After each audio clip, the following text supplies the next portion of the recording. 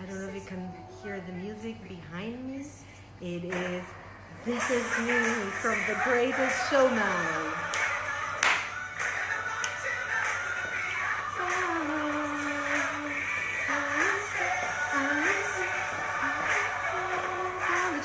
This is me. So I was just making sure I would show up for you today with the utmost high vibe. I am super thrilled. It is day one. I'm going to give Facebook the time to let you know that I'm here. I am all set with my control center, with my spirit guides, with my love in Fa.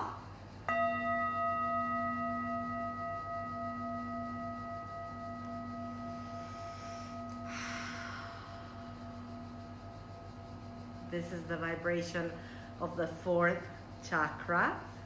So, good morning, Alexis. So nice to have you here, my friend. Today is day one of the challenge, of the 5-day challenge. And I'm super excited. I'm just giving people time to join.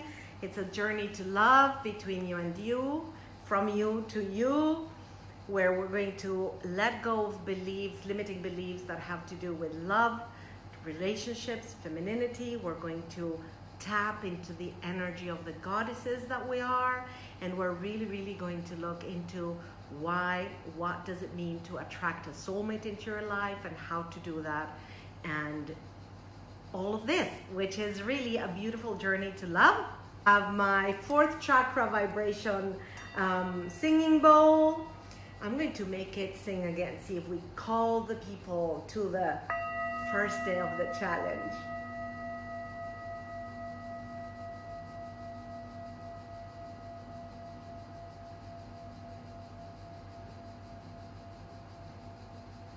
I love this vibration. So it accompanies us today. I have my master, my Hachokan. I don't know if you can see it. There we go. Turquoise accompanying me.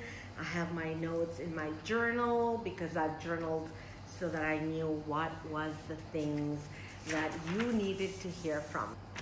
And if there's something in particular that's an intention that you've set for these 5 days, because as you're hearing this, the people that will listen also to the replay, if you joined the challenge, you got a workbook basically to set your intentions for the challenge and for day by day, what were your intentions to go there? What is it that you want to get out of the challenge? So I'm kicking off the challenge right now. I'm super thrilled. This is a subject that I love. I'm passionate about it, and the things we're going to be touching and the issues that we're going to be engaging in. Dana Leslie, Fort Saskatchewan, Alberta. Wow, Canada, 2 people from Canada, wonderful. Saskatchewan, did I pronounce that correctly? As an Argentine, I would say Saskatchewan in Spanish. So my point is this, the point of this challenge is to really use it for your own benefit, to transform deep issues that are involving your life in terms of having a lonely heart, a broken heart, a relationship that's not up to par with where you want to be, or even taking a really good relationship to a new level, a level where you both thrive in being the best version of who you are. All these subjects. So today is to let go about limiting beliefs about love. But before we jump in there, I just want to leave a few points for everybody to have in mind as we go through these 5 days. So the first point is, so I wrote some notes here, is to be present every day. Be fully present for you while we are in the challenge or while you're listening to the replay. Fully present means we're going to be working with energies as much as with words. Bring your journal if you don't have it. Have your water close by so that you're all set.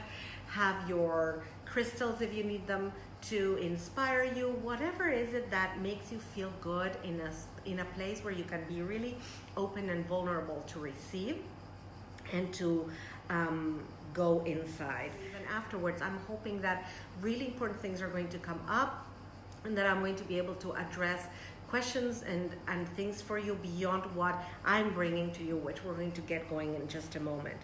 I'm about to launch into this beautiful journey into love, mostly from you to you and from you to soulful love. And in this journey today, which is the first day, is the day of love.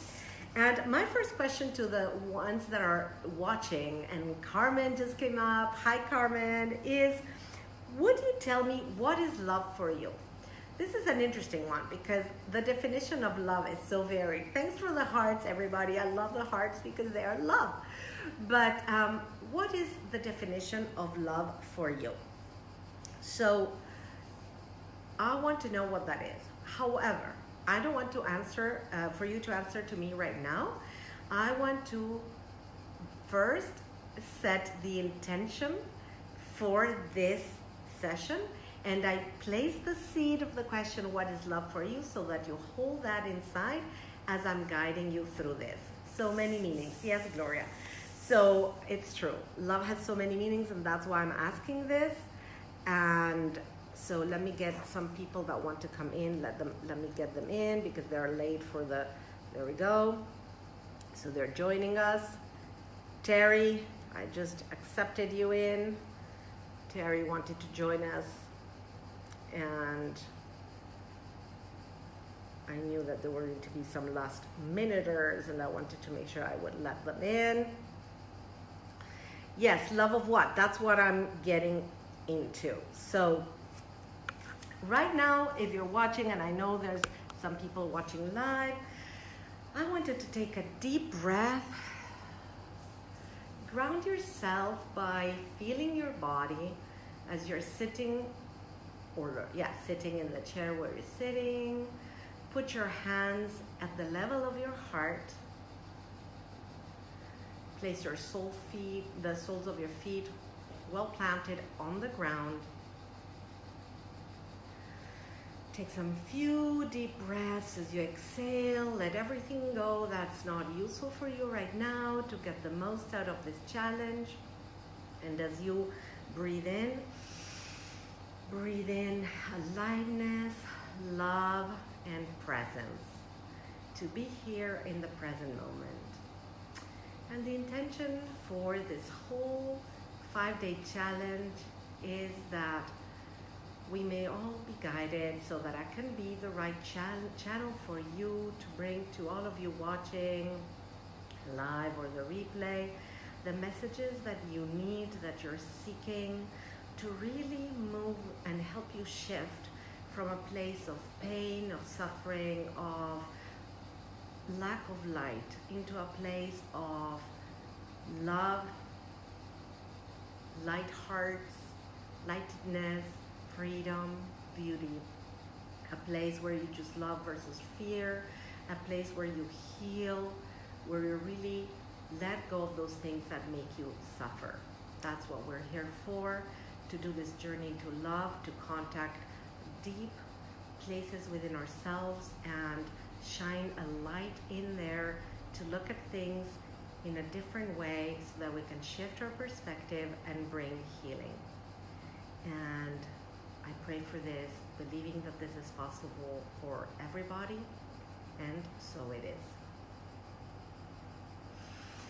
And take a few deep breaths and come back to the present moment. And with this, we are here.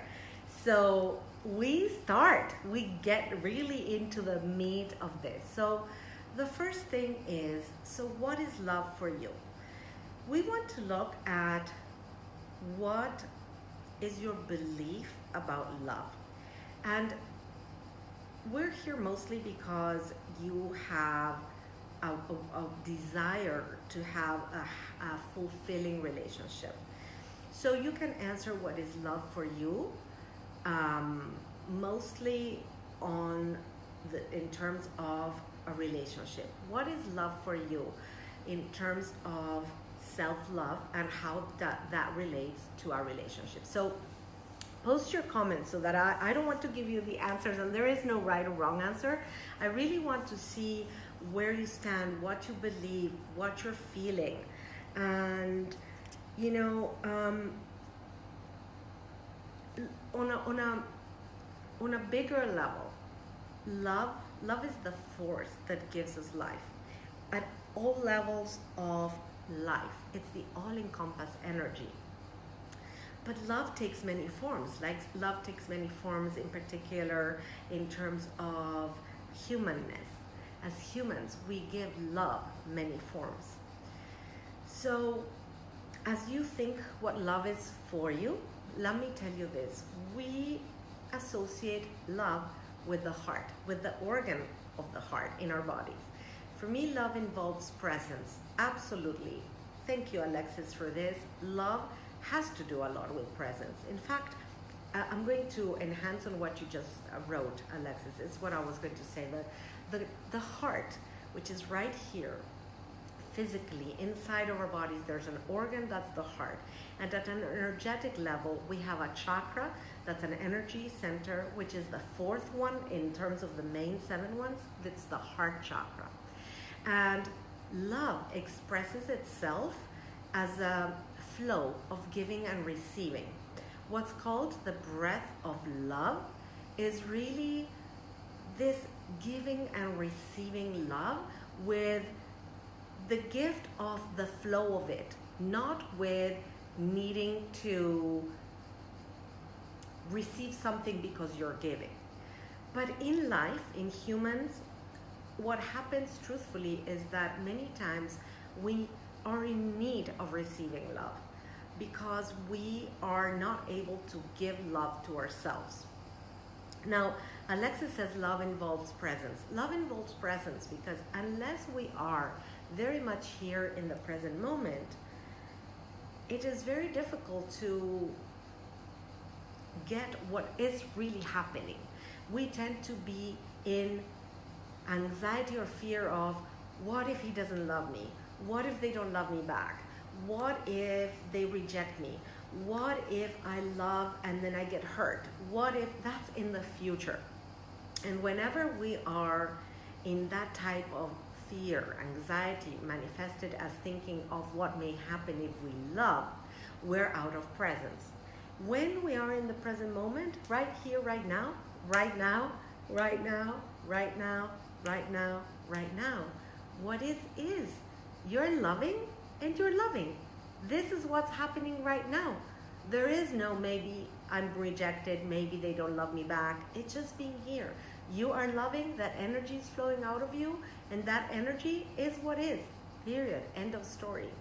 The same way we go into lack of presence when we think about all the times in which we got hurt in the past. And so since we got hurt in the past, we think that we're going to be repeating that. But the truth is that the past has nothing to do with the present, because what happened in the past doesn't necessarily need to determine that you're going to be having another experience just like that one in the present moment.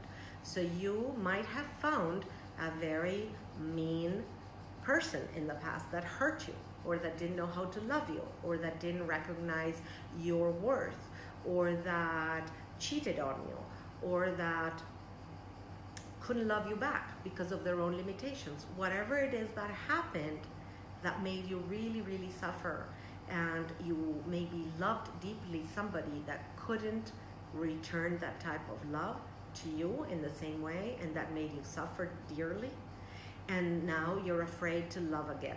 And you're afraid to love again because you're thinking, this happened to me, and what if it happens again? And the point is that what happened in the past has no relationship with what will happen in the present moment. Now, that's why I asked you to bring your journal, because there are ways in which you can start to bring healing to these type of thought processes. And that's by writing a new belief regarding whatever beliefs we have. So, first question is, what is love? So Alexis said love involves presence. Love is, for me, love is the utmost expression of aliveness in alignment. That's a full mouth. It's the utmost expression of life in alignment. When we are in alignment, the energy that flows through our lives is the energy of love. And you know that tried saying love is the answer, but that's the truth. Love is the answer. Love is the answer to everything. Love is the answer to all of the things, you know, and I'll get into that in a moment as well, that the energy of love can flow, as I was saying, through the chakras, and it can flow pure or a bit polluted. And most likely as humans, we tend to have a little bit of pollution at the level of the heart, but there's nothing wrong with that. What the pollution means is that, all it means is that we're probably, let's say, I'm going to give some examples. We were hurt when we were younger. And I'm not even talking about we were hurt but by a lover or by a couple a few years ago. I'm talking about I was hurt when I was a child. And since I was hurt in terms of love, I learned that in order to be loved, I had to be a really good girl. And I had to really live up to whatever my mom thought that I should be as a little girl. And so I have learned that in order to receive love, I need to behave well, be the good girl, do all the right things that I think people want me to be doing. And that's what I mean by having a polluted fourth chakra. So Alexis says, I feel like I can see myself go in and out of loving practice. That's very interesting, Alexis. Tell me more about that. How you can see that, or when you can see that. And meanwhile, I'll keep going with this because I want to give you some feedback on this. And if anybody of the other people that are watching live have a question, want to tell me something, want to have clarifications, by all means, write it down. And even if you're watching the replay and you want to leave the question for me, leave it, and I'll make sure I'll come back and give you the answers to the questions. So what I was saying is that love, in that case, in my case, in the example I gave, would be polluted because it would mean that I'm not just giving because the gift is just in the simple giving, but I am giving because I need to, I'm giving in a certain way, believing that only if I give in that way, I can get love back. And it's a perfect segue because I'm just getting Dana's message that says, to me, love is unconditional. And I agree with you completely, Dana, and I think that all spiritual teachers would agree with you. Love is unconditional, and particularly love in capital letters. The point is that, so let's see. I'll get back to you, Alex, in a moment. Let me finish with Dana. So the point is that sometimes, since what I was explaining, that we have a polluted way of giving, we either give too much because we don't believe we deserve to be loved back, and so we give too much. Or maybe the other way, we're greedy about it. We get because we believe that maybe we won't have love, or that little love that they're giving us, I'm afraid it won't come again. And so I get, and I don't flow back into love again. And so, Dana, that is not unconditional, but that's what I was meaning by unpolluted. Or polluted. It means that we cannot really give freely love, and we are not open to receive love freely. And that's the trick. And I'm going to get there in a moment.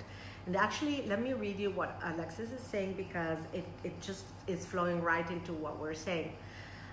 Thank you, Alexis, for sharing this. It says, occasionally I can sense myself get tense, usually around people I don't trust for whatever reason.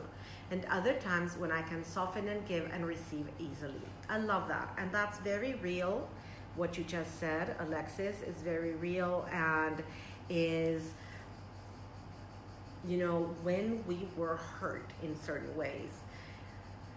And particularly when our intuition is not completely tapped on, it goes on and off, on and off. We need to work on our intuition to be more tapped and more in alignment all the time.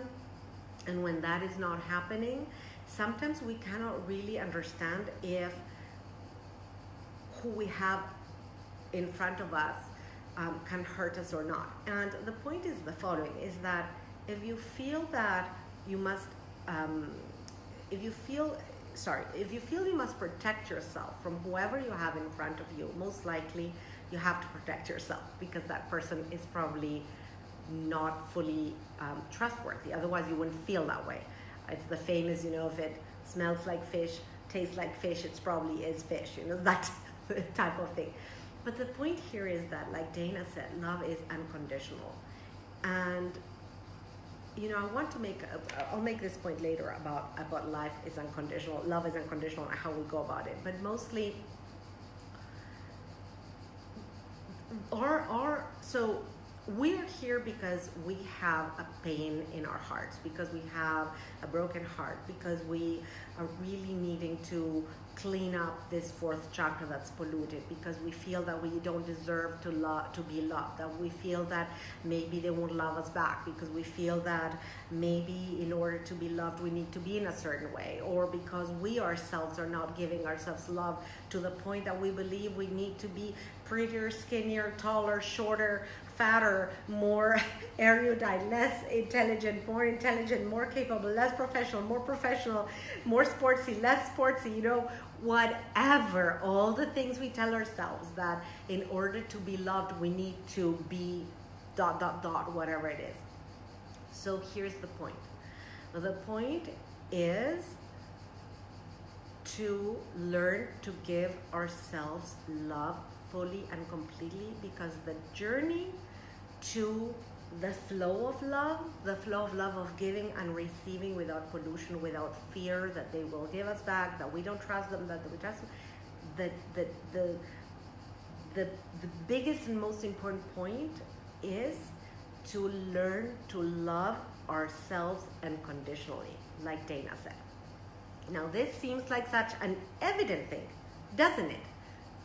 To learn ourselves, to love ourselves unconditionally, right? Well, what's the problem is that for some reason, for many reasons, the first person we don't love unconditionally is ourselves. We have all these mean dialogues going on in our minds. Mean dialogues about you don't look good, you're not good enough, you're not worthy enough, you're not worthy of it, you're not intelligent enough, you're not capable enough, you'll never succeed, why would somebody love you? Do I need to go on? On and on and on. So, I'm going to leave a few questions for you to go dig deep in your journal. Question number 1 is, write the answer for yourself, and I would love for you, after you do that, as you watch the replays as well, what is love for you? Your own definition of love. Question number 2 is, if you're going to be honest, truly honest with yourself, what is your level of self-love? And what are the things you tell yourself that are not loving? I want you to go into this question because I'm going to bring you into the healing afterwards. But we cannot bring healing unless first we don't bring into the surface the issue that's really hurting. So the first step is to write, what are the ways in which you are not loving to yourself? Now, Dana is saying, let me read this. This is true. I can honestly say I love my children unconditionally. Yes, I need to apply that to myself as well. I totally believe you, Dana. How many children do you have and what ages do they have? They're great teachers, our children. I have two boys. They're now 16 and 19, almost 17 and 20 in about a month. And I know they have taught me a lot, because just like you, I can safely say that I love them unconditionally no matter what. But I can also safely say that until a short while ago, I was as mean as they get to myself, like I would have never been to anybody, least of all my children, but even to friends. I mean, I was as mean with me as I wouldn't have been with anybody. And the lack of self-love was huge. 3, girl 18 and boy 16 and 14. Wow, we're almost there. I have a 19 and a 16. That's a handful of teenagers there. So lots of teachers in your house for you, Dana. I love that you're sharing this. Thank you. So question is, in what ways you're not being loving to yourself? Now, write this question down and then go and write the answers, being totally honest with yourself. You don't need for anybody to see this if you don't want it. If you want to, share it in the group. It'll bring healing to everybody, including to you, the fact that you're putting it out there. But at least do it for yourself and write that down.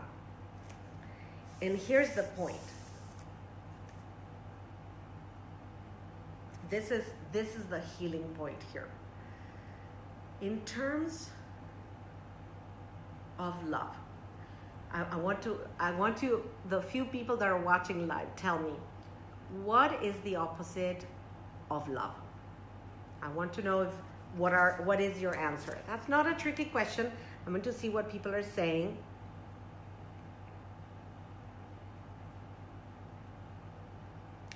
So let's see.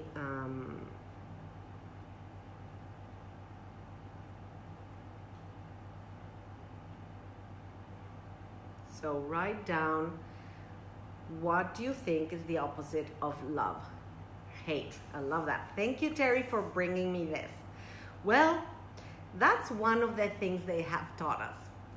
Fear, indifference, numbness. I love this. Thank you, all of you, for telling me this. So the answer, Dana got it right, is fear. Anything unlike itself, resistance. All of those things you're saying, despair, for me, love is hopeful as well. All of the things you're saying, I love it that you're saying this, are all nuances on the waves of love. But the true opposite of love in terms of a life force is fear. Now let me tell you why, and you'll connect with what I'm saying. And I'm not inventing this. This is just the way it is. In terms of the flow of the energy of aliveness, of the life energy that flows through all of us. Think about this. When we're in alignment and energy flows, love is the quality of the energy. When we're stuck, when we're afraid to move forward, we're in depression, we're in panic attacks, when we're in anxiety, when we're in hopelessness, when we're in numbness, it's fear. Fear is the running energy over there. It's fear of not being loved, fear of not succeeding, fear of moving ahead because something might happen to us that we don't like, fear of repeating the past that was painful, fear of success because we're afraid, because nobody ever taught us to hold that type of vibration, fear of whatever. Fear is the opposite of love. Now, why do I wanted to say this? Because think about this. When you think about it from this perspective, which is kind of what I wanted to bring for you is a shift in perspective so that you can move from where you stand in terms of this subject. Think about it from this standpoint. When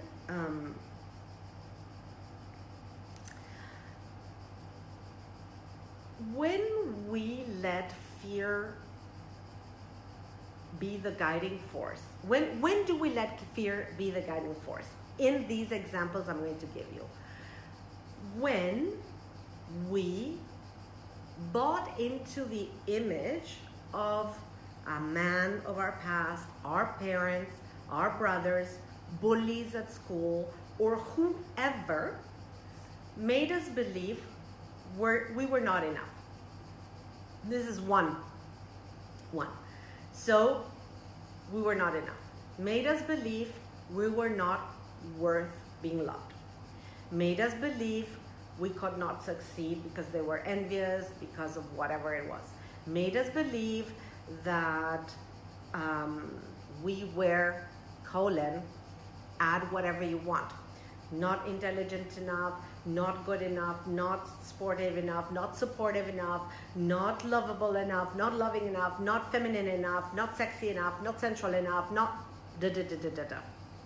So we have decided in our unconscious to keep replaying that tape and to keep staying with that choice of fear. It's not like we get up in the morning and we say, oh, I'm going to have fear today and not live my life fully. That's not how it happens. But the truth is that that's what ends up happening. That we don't step up, that we don't expand ourselves beyond our level of comfort, that we don't courageously show up without masks, being absolutely true to who we are, to our beliefs, to what our heart is yearning, to our desires, to what we love to do, to what we love to be, who we love to be, because we are afraid of any of the things I said before. So we are stuck in this repeat of life that's just keeping us stuck without creating a new reality. Because in a way, subconsciously, unconsciously, we're choosing fear. So here's the thing. Now you know. So you can choose every morning love. Today I'm going to choose love. Now if it were that simple, the world would be in the mess that it is. So it's not that simple. But it's not that complicated either. Now, here's one thing I've been working with for a long while now and have gotten amazing results. And, you know, I work as a coach. I work with, and some of you know me, some of you are new to this, but as a coach, I work with energy, I work with colors, I work with meditation, and I also work with coaching in terms of PNL and the neurological paths of your minds. So I could use any of these techniques during these 5 days, and most likely I will, all of them in bits and pieces. But today, for this aspect in particular, I invite you in your journal to start the practice of rewiring your mind. Because the point is that your brain thinks in images and in words. And our minds are wired through all these repeat beliefs that we were talking about. They're wired with these pathways that keep repeating. Hi, Caro, I'm so glad you're here. You can listen to the replay of the first part afterwards. We're talking about love and how to heal many of the aspects of fear with relation to love. So what I was saying is our brain's pathways are like highways that got created at a physical level of the pathway through all these beliefs that were repeated day after day after day after day after day after day after day after day.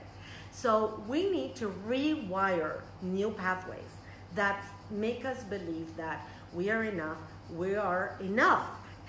we're worthy, we are love, and we are lovable. And whatever other beliefs are the ones you need to counter the ones you will have answered in the question I said to you. Make sure you answer in what ways you're not being loving to yourself. So the next question, I believe it's question number 4 at this point, is to write your new beliefs. What are the new beliefs you're going to believe about yourself and love?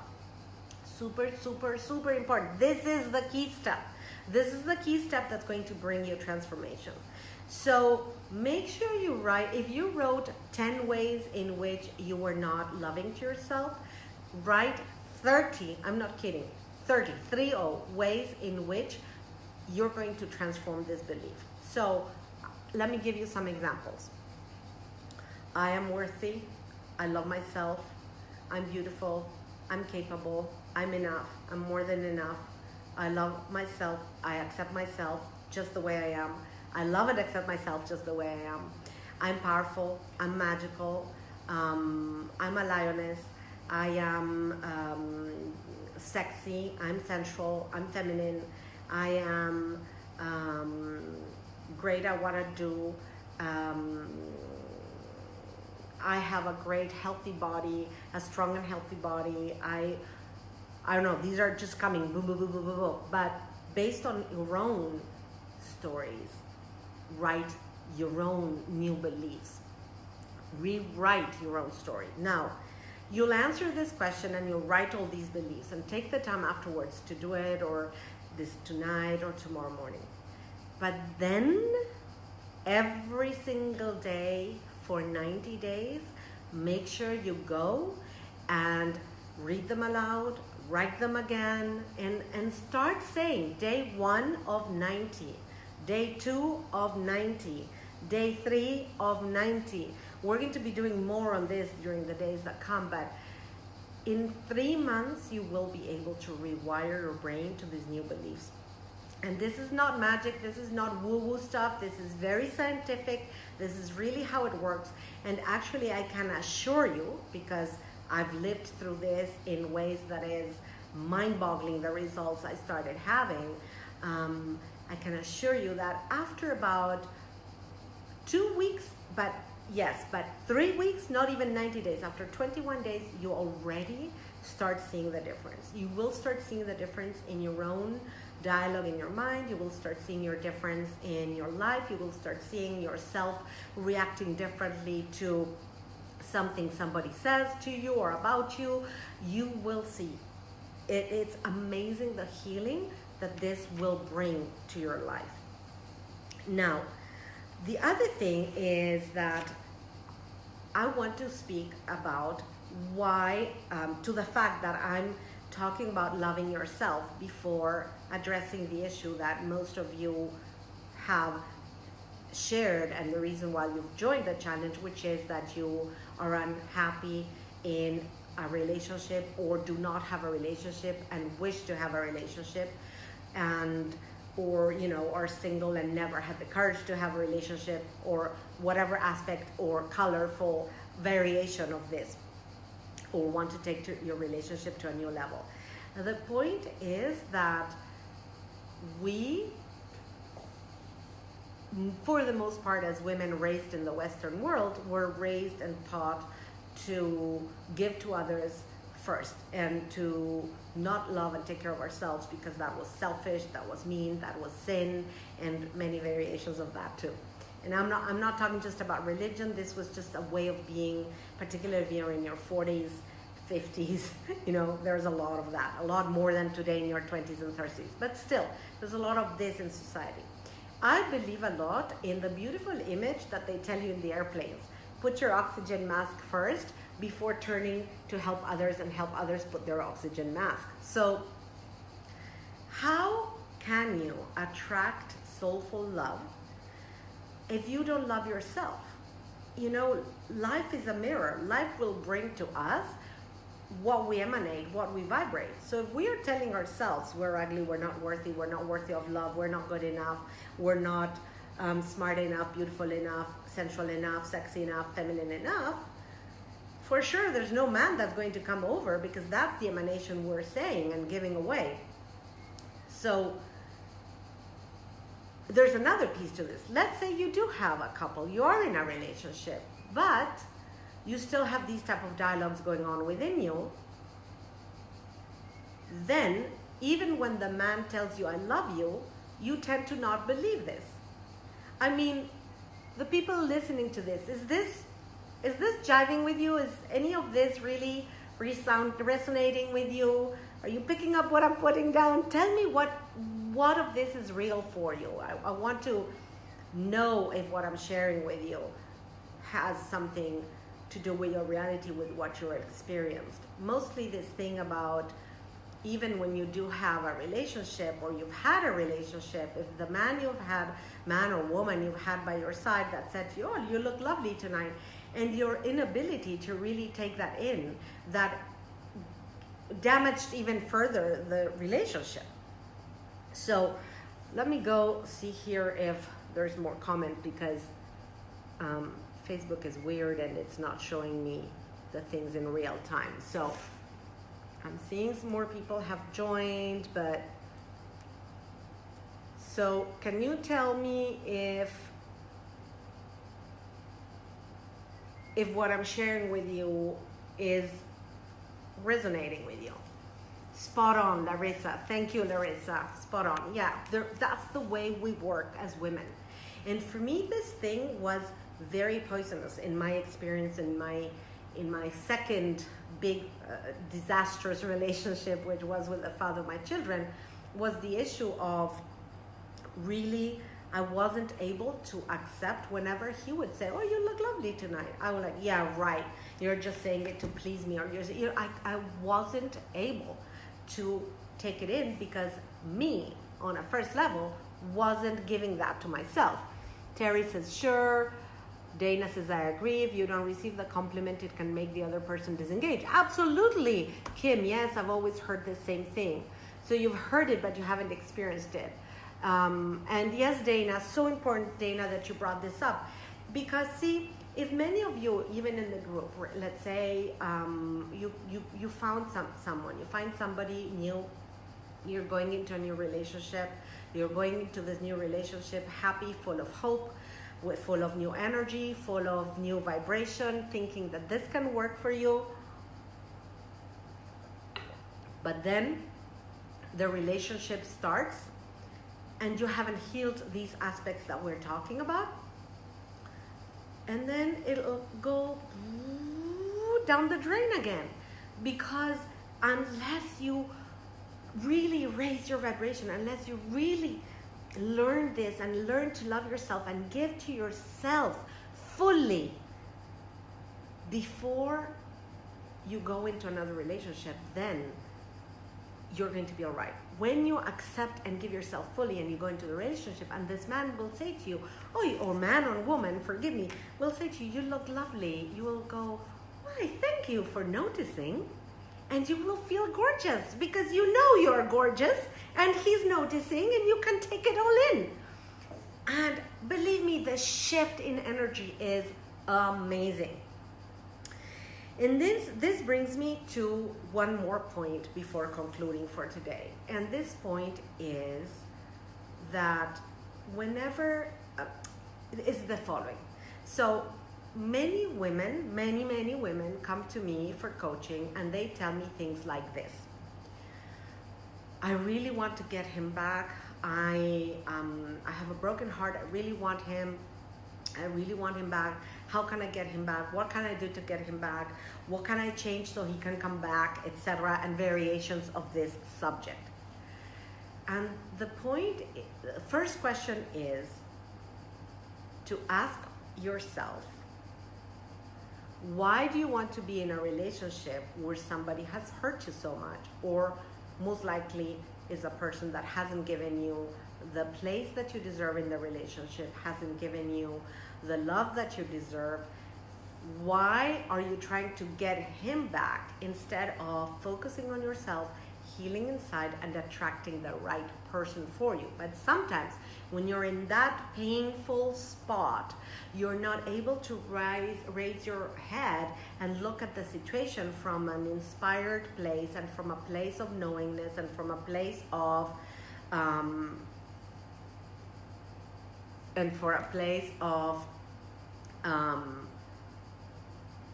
awareness. So the last piece is this: when you are in a place of bitterness, when you're stuck in a program of resentment, when you're stuck in a program of hopelessness, of nobody will ever love me again, why did he have to do this for me, why me, why did he cheat on me, what an a-hole because he did this to me, whatever color this thing has, the way to heal that, guess what? Guess if you know what the way to heal that is. Write a word. What is the way to heal that? I'm really curious to know if you know. I'm curious to know if any of you have found yourselves in this situation as well.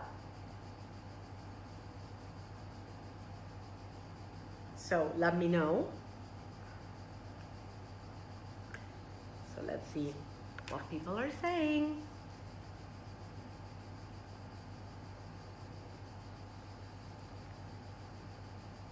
Self-forgiveness, beautiful day. Now that's one thing, but that's not what I'm heading at.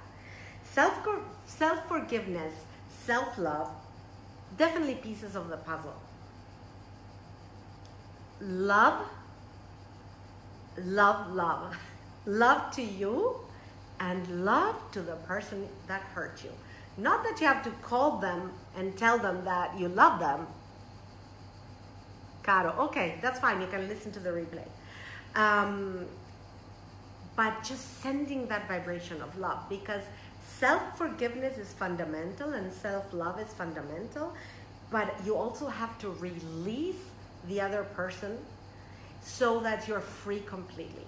And you can only release the other person by giving love, by raising the vibration of that whole experience, saying, okay, this experience was meant for me as a lesson to invite me to grow, to be happier, to learn more self-love, so I can bless this person that hurt me because they were my masters.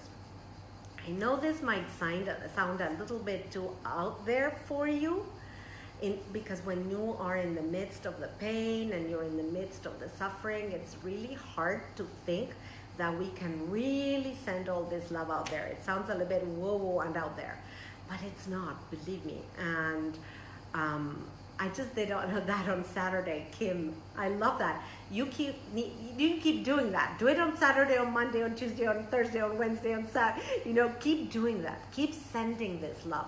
Maybe Saturday was your aha moment when you realized that this is what you had to do. Tell me if that was the case.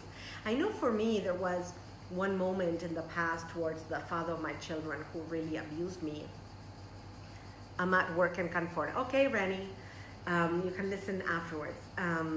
It was really the aha moment of, wow, I can forgive and I can send him love and I'm happy and he's my master. But I know that then it evolved until one day in which, wow, there is nothing. Because this is the other thing. So the opposite of love is fear. But you know what is the manifestation of a completely healed heart versus the object that hurt you? I love all these questions I'm asking today. Do you know what that is? There's some of you that are very participant. Let me know. Let me know. So the question is, what is the manifestation in your heart of a heart that's completely healed? How do you know that is really, really over? How do you know that it's completely over? I tell you, you know, because there's complete non-reaction to whatever they do. There's complete stability. There's no triggers. Exactly. Thank you, Terry. I couldn't think of the word. There's no triggers. They can do whatever they want. They can say whatever they want. And so Kim is saying, yes, he is my ex, and I had realized that he couldn't give love without needing something in return. Polluted. Peace, says Alexis. The heart feels open. Dana. So these are all pieces. The heart feels open. You feel peace, yes. But the real telling point, because you know, you may feel peace, but yet if he comes and pokes and pokes and pokes at a certain point, something will get triggered, something will get off. It's really, pass me the term, you couldn't care less. You really couldn't care less. So Terry's saying, and I'm really being triggered right now. So that means there's issues there. We need to go see. We need to go look at them. We need to go look at how to let go of those triggers. And there are triggers, and this is the biggest piece. There are triggers because he's touching older triggers in you. He's just mirroring or repeating older triggers that were pains in your heart from earlier times in your life. So, to recap, because I know that you guys have a lot to do. We've almost been in this call for an hour. I could keep talking about this for hours and hours and hours and hours, but we're going to go into more nuances of this in the 2 next days about talking about relationship and about femininity. So we're going to keep exploring this, but heart was like the big love was the big umbrella, so it really was day 1 that we needed to look into this. So I want you to be able to bring healing into these things that you're talking about, and if you're watching the replay, into the things that are, you know, relating to you as you're watching the replay. So do the journaling, go deep, be courageous, take time off, light your candles, you know, set your environment in a way where you can connect with love, with self-love. And the one key question is to really be honest to a T about in what ways you are not loving to yourself. What are the dialogues that you're telling yourself? Terry says, he wants to be in my life. I'm waiting for him to end a marriage, but he's not asking to see me, and every time I do, he makes me excuses. I'm going to address this before we call, just a minute. So answer the question about in what ways you don't love yourself. And Terry, for you, in this question, so for what you have shared, you said, I'm waiting for you to end a marriage. So this is the thing for you and for all the women in similar situations. You, Terry, and everybody else deserves, sorry, that was my pen, deserves a man that puts you in first place, that gives you full attention of everything he has, love, money, time. A man that loves his woman, gives his woman everything in terms of money, love, and time. These are the things we have to give, and shares all of them and puts you in first place, never second place.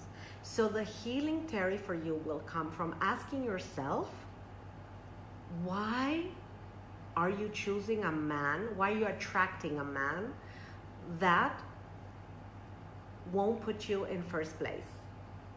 And the one thing as a